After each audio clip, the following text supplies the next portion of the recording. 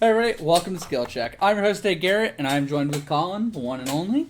We're going to be going over Knights. I'm going to let him take a little bit more of a lead in this one because he knows a little bit more about Imperial Knights than I do.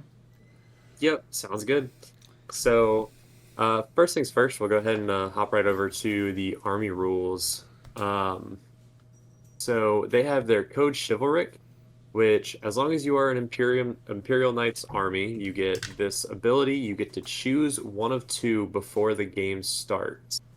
So you can either do Lay Low the Tyrant, which each time this model is selected to shoot or fight, reroll a hit roll of one and a reroll a wound roll of one.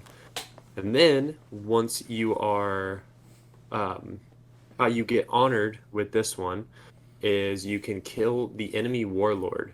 So, and what honoring does is at the start of any of your command phase, if you have completed the oath, which is the deed there, you get 3 CP and you are said to be honored, which gives you a few benefits as we go through here. Now, the second one for Code Chivalric is going to be Reclaim the Realm. You get to add 1 inch to the model's move and add 1 to charge and advance rolls. Now, you complete this deed if you control one or more objectives in your opponent's deployment zone. So it is a little tough to get there, but with the high movement of knights, you'll get some few things. Now, the thing that really makes Imperial Knights really good is going to be your bondsman abilities. So the Questoris class, which is going to be your basic knight class, have a bondsman ability, which lets you choose an armiger between or within 12 inches of it, and that armiger, as well as that big knight. If you ever hear me call it baby versus big, that's what I mean. So both of those knights get to benefit from those abilities, and some of them are super strong. We'll get into those here in just a second. Super heavy walker. Next one, this is just going to be you can make a normal, advance, or fallback move over models and terrain features that are less than 4 inches. And then the last one is going to be your free blade, which allows you to take one Titanic Imperial Knight or up to 3 armigers in a allied army. So super cool. And then next is going to be going into the Noble Lance detachment rules. So this is what a lot of people have beef with Imperial Knights because of this rule. They just get a 6 of Feel No Pain, army wide, Yep. which is really, really strong. Yep. And then the best part about it is once you become honored, so we're already going to kick it off with honoring, you get a 5 up Feel No Pain. Very good. Very, very, very good. So we'll just keep it moving. We'll be going into the enhancement next. So first things first, you have your Revered Knight, which, while a friendly Imperial Knight model is within 6 inches of the bearer, improve that model's leadership characteristic by 1. If your army is honored, increase the range of this aura ability to 12. It's alright. It's all right. It's I'm alright. not too obsessed with it, but now these next two are going to be my favorite. Yeah, you might take it if you have points left over. You can't afford the other ones. Yeah, for sure. So next is going to be Mythic Hero. Now, Mythic Hero takes that Bondsman ability and allows you to do it twice. Typically, you can only do it once per turn, but now you can give 2 armigers that ability from one of the Questoris class knights. Um, Now, next one is going to be your Mysterious Guardian. This one is my favorite, just because of how cool the interaction is with it. So you give a knight deep strike. Just that by itself is very good. And then on top of that, once per battle, at the end of your opponent's turn, if the bearer is not within engagement range of any enemy models, it can fade away. If it does, remove it from the battlefield. Then, in the reinforcement step of your subsequent movement phase, set it up anywhere on the battlefield more than 9 inches away from enemy models. Now, if the battle ends while you're not on the battlefield, it's destroyed. It doesn't come up too often, but let's say it's a character or something like that. I guess you can give up some assassinate points. Um, but yeah, just deep strike and then pretty much deep strike again. Well, the other benefit of this too, you don't have to put him in deep strike to send him back into the shadows, right? You can just send Correct. him back into the shadow. So like turn one, you go first, you walk forward, shoot a bunch of stuff. Opponent goes, he's still alive. You put him back in reserves, and then he deep strikes and can get into a better position. And that's very powerful. Yeah. Now I don't know how to pronounce this next one, so bear with me here, but it's the Banner of Macarius Triumphant. I'll take it. I, yeah, I guess. Now, if you control an objective marker at the end of your command phase and the bearer is within range of that objective marker remains under your control, even if you have no models in range of it. You just give it sticky objectives. Yep. Pretty good. Very good. And then Unyielding Paragon. So this has to be a Questoris class only, but each time an attack is allocated to the bearer, take one AP away from that. Armor of Contempt, but for your knights. Yep. So, all right. Going. Yeah. Overall, I think the enhancements are really cool. So yeah. Next, we're going to be going into the stratagems. First one is going to be Shoulder the Burden. You can do this in your command phase. It can be one Imperial Knight from your army that's lost one or more wounds. Until the start of your next command phase, improve your model's move, toughness, save, leadership, and objective control characteristics by 1. So pretty much just +1 stats across the board. And each time the model makes an attack, you add 1 to the hit roll. Now, you can only use this once per battle. Once you become honored, you can use the stratagem again. So, but it is 2 CP, so it is very expensive, but it's pretty good. Yep. Next one is going to be your Thunder Stomp. This is 1 CP, and you can do it in the fight phase. Choose one knight model that hasn't fought yet. Until the end of the phase, your model cannot target monsters or vehicle, but all melee weapons equipped with your models have the Devastating Wounds ability. Now, this is really good into things like hordes, where knights typically struggle killing a whole lot of something. So you can give it Devastating Wounds, and then you're just proccing mortals so that those spill over into, let's just say, a unit of 10 Battle Sisters or Poxwalkers, whatever it may be. Yep. This one's not new to anybody.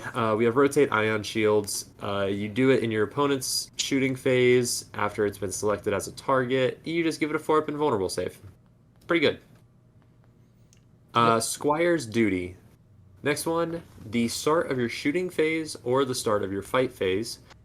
This one lets you choose 2 or more armature models from your army and 1 enemy unit that is an eligible target for all of those armature models. Until the end of the phase, improve the strength and armor penetration characteristic of weapons equipped by those 2 armature models by 1. Your army is honored until the end of the phase. Add 1 to the damage characteristics of those weapons as well. So, not being able to, I don't know. I'm not a huge fan of it, but it's all right. Next one, well, the damage I can guess matter. it would, The damage yeah, can the go, damage, but it's okay.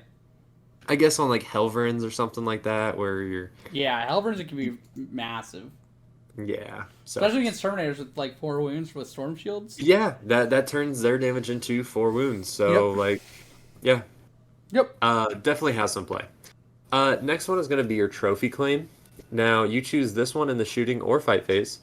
1 Imperial Knight from your army that has not been selected to shoot or fight, and 1 enemy monster or vehicle unit. Now, until the end of the phase, each time your model makes an attack that targets that enemy unit, add 1 to the wound roll. If the model is destroys that unit this phase, you gain 1 CP. But if your model does not destroy the unit, you can't use the stratagem again for the rest of the battle. I love this stratagem. Yep. If you just know that you're going to obliterate something, might as well. It's just, you might as well do it. It's free, essentially, if you can kill it. Yep. And then this one, the Valiant Last Stand. You choose it in the fight phase. You choose 1 knight model that was just destroyed and is eligible to fight, but hasn't been selected to fight that round yet. You pretty much just fight on death, I believe, before rolling to see if this model deals any mortal wounds as a result of the deadly demise ability, it can fight. When doing so, it is assumed to have one wound remaining, so it is bracketed. Yep. But if your army is honored, you get all of your wounds remaining. So after it's finished making its attacks, the deadly demise ability procs as usual. Yep. As usual. Now there is one restriction, which is a little bit funny. You can't use it on the Sir Hector model, which is the Canis Rex Guy pilot. that pops out. Yep. Yep. All right. So next, that's going to be taking us into the Armiger Helverins. So they are slightly worse, I believe, than their Chaos counterparts, just because they are native damage 3 versus the other autocannons, which are damage 4. Correct me if I'm wrong there. The other, But, wait, what do you mean damage? They're both damage 3. Are they damage 3? I thought I saw on the Chaos Knights. No. I believe they're both damage. They're both 4 shots. It's 4 shots, damage 3. But Okay. the big deal is the other ones reroll hit rolls of 1 if they're below half strength and stuff. Yep.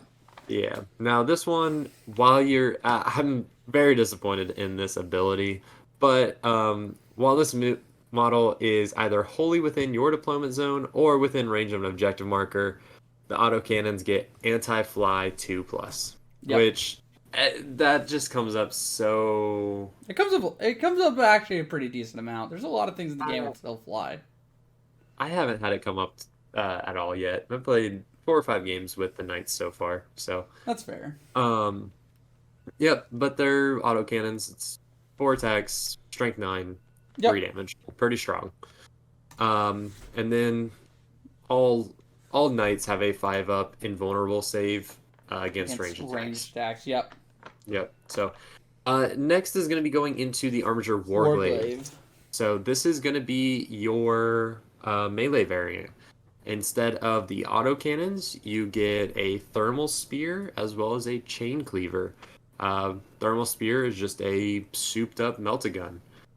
And then you get your ability, which anytime they make a charge move, until the end of the turn, melee weapons have sustained hits 1. So this is really good with that sweep ability with 8 attacks, hitting on 3s, strength 8, AP 2 still, and 1 damage. So you fish for 6s. Yep, pretty good. All right, next we're gonna be Paladin. Yeah, go ahead. Yeah, the Knight Paladin. This guy's pretty sick. Yeah, he is. I think almost all the Knights are viable. You can. There's not many Knights in the Imperial Knights that you can't really build around. So, but yeah, I'll let you take this one away. All right, yeah. The Knight Paladin's a little unique. He gives lance and lethal hits to his armigers, or armiger if you don't use the ability on him. I always, the way that I get this guy out was with the what is it, the mythic hero, or I don't remember the name of it off the top of my head, but the one that gives it 2 abilities, and you just run Warglaives. You just say, "Go, my children, go." Yep. Lance is very powerful, giving +1 to wound. They're like strength 8 on the sweep attacks of the what are they called? Armigers. Yeah. Strength 10, strength 8 on the sweep. Big ones. Yep. They're pretty good. Plus Lance is very good. Lethal hits is okay. But Lance, I'm all about it. Giving Lance I mean, giving it lethal hits and Lance, I mean, I just take it as a once I just take it as a kind of free candy type thing. And then once per phase, you can reroll 1 hit roll, 1 wound roll, or 1 saving throw made for this model. So, pretty strong. This one does have to take it does have to take a ranged weapon and either a chain sword or a thunderstrike gauntlet. Yeah, so he's a little bit limited. Yeah, you can't run the double battle cannons. I don't think you can run double battle cannons in Imperial Knights. No, I believe that's a unique thing to Chaos Knights. Yep. But there's a lot of different classes data sheets for Knights, but they just all have different loadouts for the most part. Yep. Moving on to the Errant. Yep, the Errant, pretty similar to the one, the Paladin. He can pretty much, I think, take the same guns for the most part. Maybe I think the Paladin can take the Gatling cannon, where this one takes the thermal cannon. But Errant's duty, each time this model is affected by this ability, you can reroll advanced rolls, and its ranged abilities have assault. So just free advance, and you can reroll the advanced rolls. Now each time this model makes a ranged attack against the closest eligible target, add one to the hit roll. Yeah. He's a very good range threat. I wish I could load him up with double um, double ranged abilities or ranged guns, but it is what it is. Moving into the Gallant. This Or is the the all Gallant. melee one, I believe. This is the all melee one, yes. He has a Thunderstrike Gauntlet and a Reaper Chainsword. Now he gives you reroll charge rolls for your armigers with his Bondsman ability. And when they do make that charge in the melee attack, you can reroll the hit roll. So pretty strong. Like I said, if you're just planning on running a bunch of Warglaives, he's not a bad include. Yep. Now, one thing about this, you cannot stack Bondsman abilities. You can only have one ability at a time, so you Yep. can't just super buff an Armiger. But his Lame. other ability, Martial Pride, each time a melee attack targets this model, subtract one from the hit roll. So Knights are pretty weak in melee. For the most part, they typically fall pretty quickly. This one will give you a little bit more survivability. Cool. Go ahead. What? Sorry, I was gonna say moving on to the Warden. Yeah, the Warden's next. This one is one that I wish was slightly better. He has the Avenger Gatling cannon, and then he can, anytime you see a Chainsword or a Thunderstrike Gauntlet, you can interchange them. So, but his Warden's duty, which is his Bondsman ability, while a model is affected by this ability, each time attack is allocated to the model, subtract one from the damage characteristic. So -1 damage. And then his second ability is Thin Their Ranks. Each time this model makes a ranged attack, that targets an enemy unit, excluding monsters and vehicles, unfortunately. That attack has devastating wounds. So that Avenger Gatling cannon with devastating wounds, pretty yeah. good. Pretty Yeah. good. I personally have been running Wardens in all of my lists just to kind of sit there with that cannon. Moving on to the Crusader. He also, so this is going to be your all ranged build. Yep. He has the Avenger Gatling cannon, and he has his choice of either a thermal cannon. Oh, I apologize. So he can have his Avenger Gatling cannon, the thermal cannon. He can take a rapid battle fire cannon or a heavy stubber, right? With a heavy stubber. With a heavy stubber. Yes, sorry. So you can either take the thermal cannon or double the battle cannons, which isn't as good as the double Avenger Gatling cannon, but still you can give it devastating wounds, and it's pretty good. Or sorry, no, you can't give this one devastating wounds. Nope. This one will give you +1 to hit. So Yep. +1 to hit on all of your mini shots. It's pretty good. It is. And then in your movement phase, if this model remains stationary until the start of your next movement phase, it has sustained hits 1. So exploding 6s on all those shots.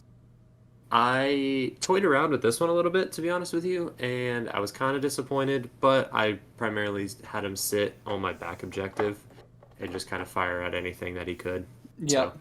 So, towering is a very strong keyword, and it's just knights are pretty tall. Yep. So you can pretty much see a lot of things. Yeah. Now a lot of people are pretty hyped about this next one with the Knight Preceptor. This one is the one with the Lasm Pulsar. So the non-named this is what Canis Rex is. Oh, gotcha. It's not the character. Yeah.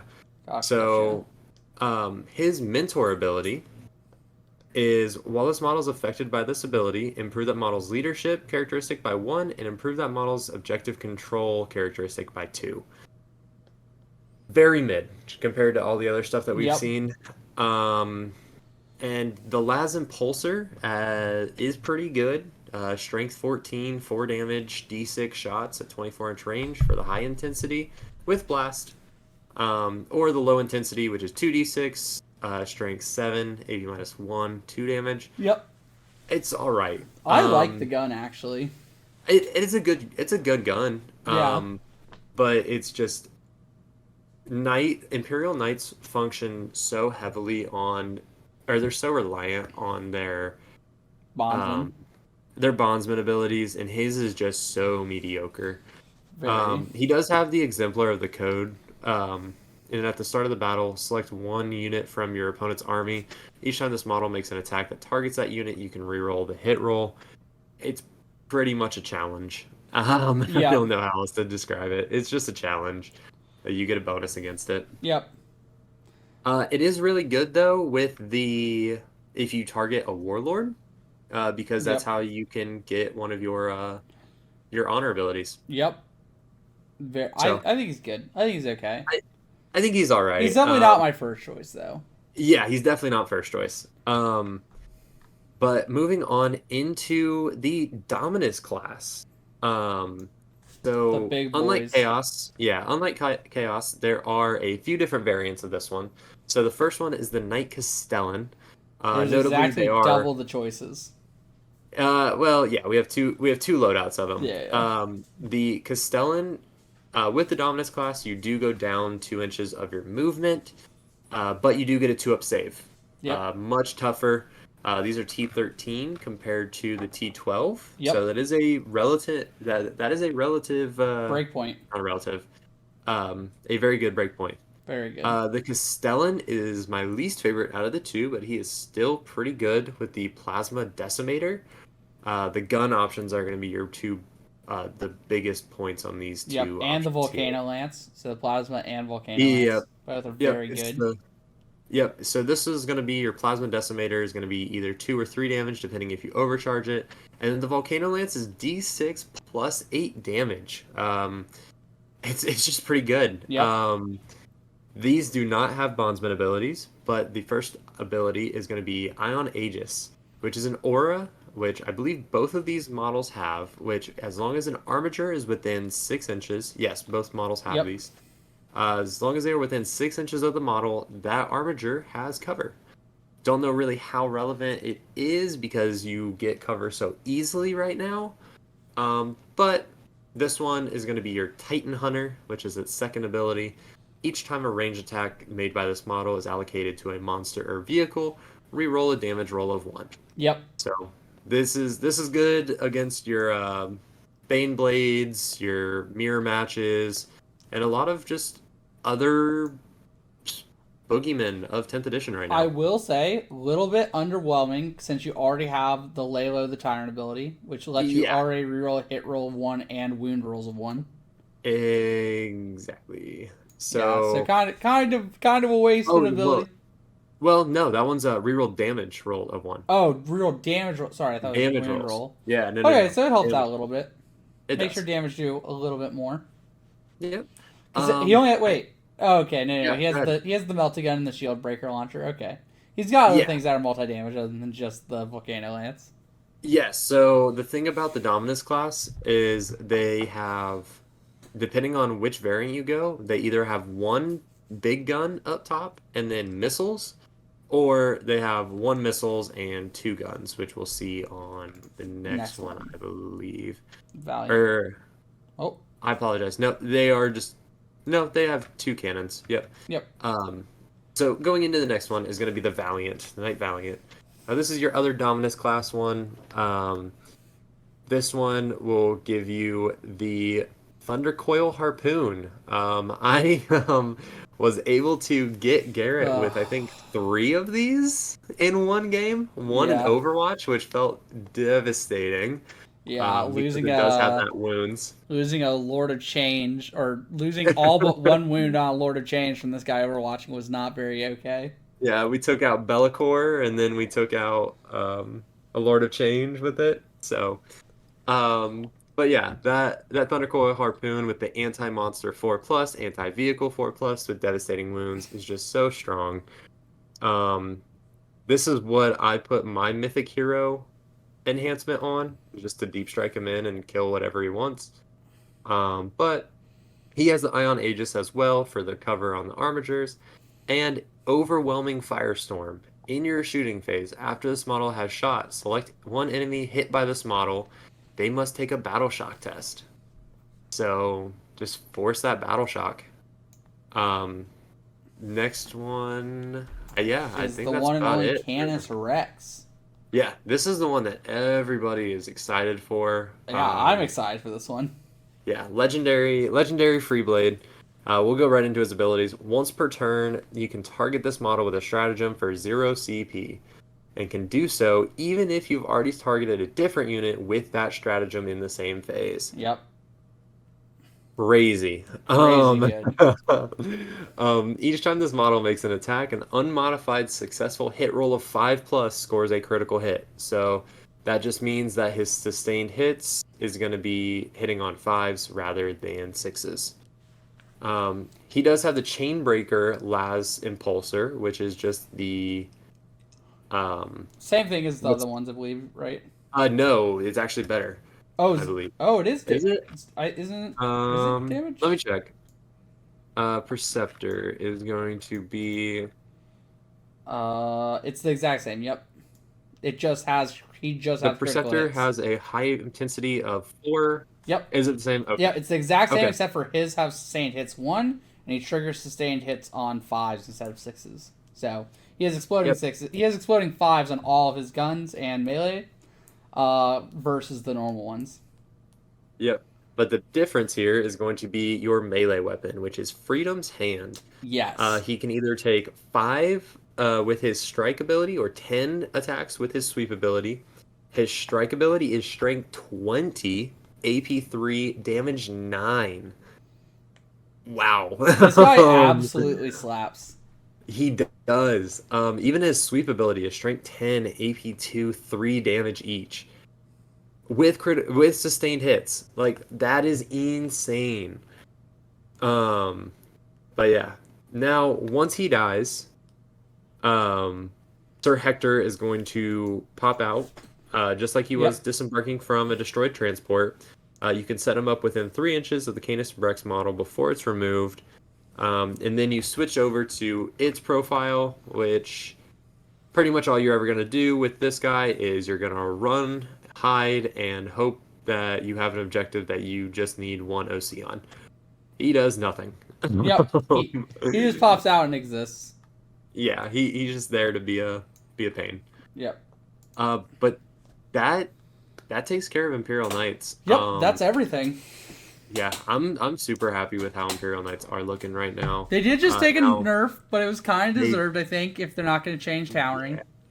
They are keeping towering how it is, which for those of you that don't know, towering is just it lets you see through and over all terrain features, but it does work both ways. So knights can get shot, but knights can also shoot back. But we are taking this after the field manual Update. got its 1.2 update, which does increase most knights by about 60 points. Yeah, about 15% to about 25% at most. It hurts, but I think knights are still in a very good spot. They're in a very good spot. I think they're going to be right around that 50% win rate, maybe 55 if we start playing out of our minds. Yep. So, well, thank you all, and we'll see you guys in the next one. see ya.